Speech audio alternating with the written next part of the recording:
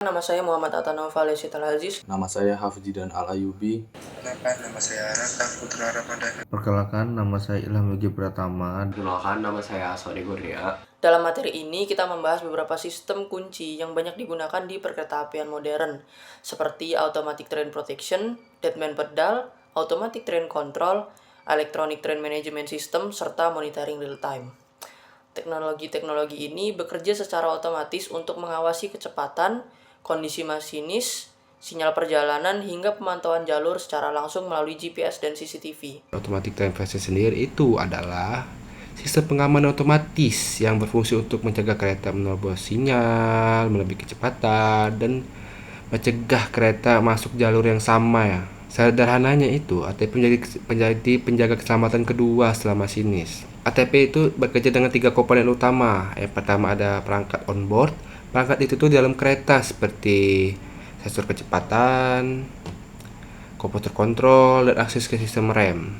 Yang kedua itu ada perangkat di lintasan seperti ballast, transponder, dan track circuit yang mengirimkan informasi batas kecepatan dan kondisi sinyal. Yang ketiga itu ada control center, adalah orang yang memantau posisi kereta dan mengatur data keselamatan. Cara kerja dari ATP itu sendiri adalah saat kereta menerima informasi batas kecepatan atau satu sinyal dari lintasan, komputer ATP membandingkannya dengan kecepatan kereta. Jika masinis tidak mengurangi kecepatan, maka sistem ATP akan memberikan peringatan. Dan bila tetap tidak direspon oleh masinis, sistem akan mengurangi kecepatan kereta secara otomatis hingga menghentikan kereta tersebut.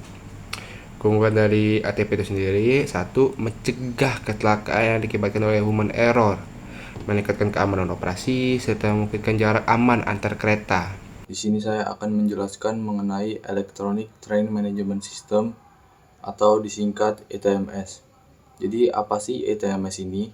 ETMS adalah sistem pengendalian kereta yang menggabungkan GPS, komunikasi radio, komputer lokomotif, sistem persinyalan, dan pusat kendali operasi. Hal-hal ini dilakukan untuk memantau posisi kereta secara real-time, memberi peringatan otomatis pada masinis, melakukan intervensi otomatis jika kereta melanggar batas keselamatan. Yang selanjutnya yakni adalah fungsi utama ETMS itu sendiri. Yang pertama yakni pencegahan tabrakan antar kereta. Jadi ETMS itu dapat memonitor apakah dua kereta berada pada jalur atau blok yang sama. Yang kedua yakni pencegahan overspeed. Jadi sistem dapat membaca apakah kereta ini kecepatannya melebihi batas atau tidak.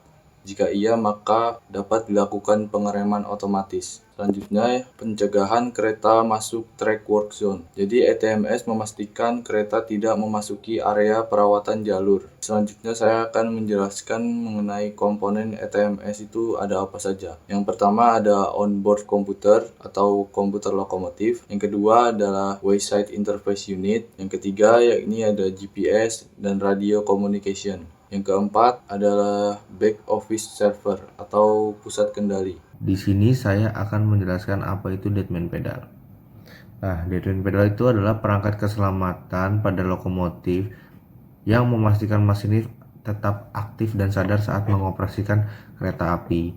Pedal ini tuh terhubung dengan sistem kendali rem dan motor traksi, sehingga masinis tuh harus terus memberikan tekanan kaki agar kereta api tetap berjalan. Tujuan utama dari deadman pedal ini adalah mencegah kecelakaan jika masinis mengalami kondisi darurat seperti pingsan, tertidur, atau tidak mampu lagi mengontrol kereta.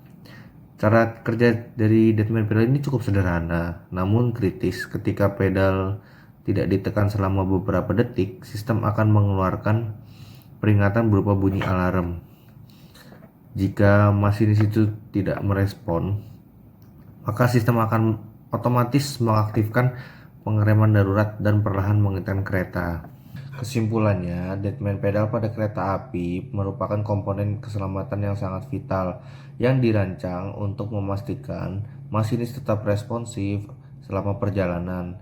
Dengan mekanisme yang sederhana namun efektif, perangkat ini mampu membantu mencegah kecelakaan akibat kelalaian ataupun kondisi darurat pada masinis dengan menghentikan kereta secara otomatis apabila tidak ada respon pengoperasian. Saya akan membahas tentang teknologi monitoring real time yang ada di perkeretaapian di Indonesia. Monitoring real time adalah proses pemantauan kondisi kereta secara langsung menggunakan teknologi digital. Dengan sistem ini, pusat kendali bisa melihat posisi kereta, kondisi teknis, hingga keamanan penumpang tanpa menunggu laporan manual. Tujuan utamanya yaitu mempercepat respon terhadap gangguan, memberikan informasi akurat kepada penumpang, dan meningkatkan keselamatan perjalanan. Sistem ini bekerja melalui beberapa komponen penting.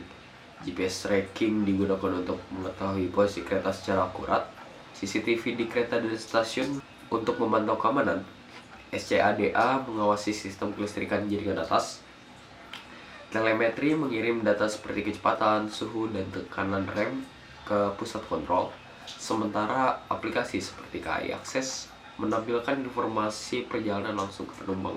CCTV analitik juga telah membantu banyak kasus kriminal di stasiun dengan identifikasi rekaman wajah. Salah satu pusat kendali paling canggih adalah OCC Manggarai, yang menjadi pusat pengatur perjalanan kereta api di Daup 1 Jakarta.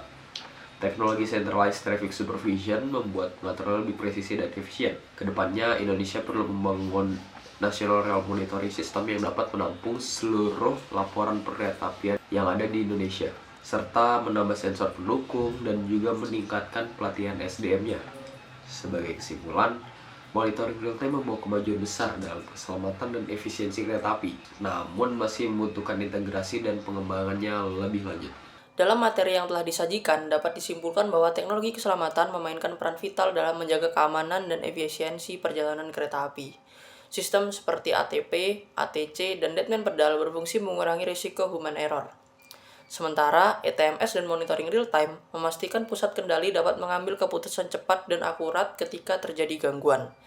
Kemajuan teknologi ini juga terbukti meningkatkan kualitas pelayanan, membuat perjalanan lebih andal, serta memperkuat sistem pengawasan di seluruh jaringan rel. Meskipun perkembangan Indonesia sudah terlihat, integritas sistem secara menyeluruh dan peningkatan infrastruktur masih menjadi kebutuhan ke depannya. Pada akhirnya, teknologi keselamatan bukan hanya mendukung operasional, tetapi merupakan investasi penting untuk menjamin perjalanan yang aman bagi seluruh pengguna.